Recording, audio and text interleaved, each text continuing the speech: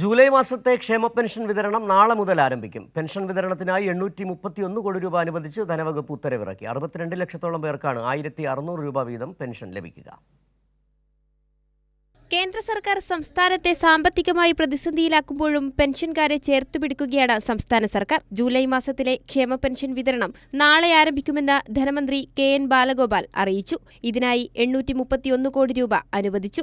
62 ലക്ഷത്തോളം പേർക്കാണ് 1600 രൂപ വീതം ലഭിക്കുന്നത്. 26 ലക്ഷത്തിലേറെ പേർക്ക് ബാങ്ക് അക്കൗണ്ടിൽ തുകയെത്തുമ്പോൾ ബാക്കിയുള്ളവർക്ക് സഹകരണ ബാങ്കുകൾ വഴി വീട്ടിലെത്തി പെൻഷൻ കൈമാറും.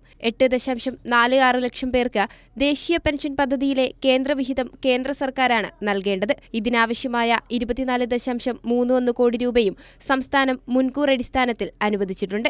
ഈ വിഹിതം കേന്ദ്ര സർക്കാരിന്റെ PFMS സംവിധാനം വഴിയാണ് ഗുണഭോക്താക്കളുടെ ബാങ്ക് അക്കൗണ്ടിലേക്ക് ക്രെഡിറ്റ് ചെയ്യുന്നത്. അതേസമയം കേന്ദ്ര അവഗണന കാരണം കുടിശ്ശികയായ പെൻഷനിൽ ബാക്കിയുള്ള ഒരു മാസത്തെ പെൻഷൻ കുടിശ്ശിക ഈ സാമ്പത്തിക വർഷം നൽകുമെന്ന് സർക്കാർ നേരത്തെ വ്യക്തമാക്കിയിട്ടുണ്ട്. ക്ഷേമനിധി ബോർഡുകളിലെ 6,30,916 ഗുണഭോക്താക്കളുടെ ഒരു മാസത്തെ പെൻഷൻ വിതരണം 31-നുള്ളിൽ പൂർത്തിയാക്കണമെന്നും ധനവകുപ്പ് നിർദ്ദേശം നൽകി. ഇതിനായി 99,36,39,900 കോടി രൂപയാണ് അനുവദിച്ചത്. കൈരളി ന്യൂസ്, തിരുവനന്തപുരം.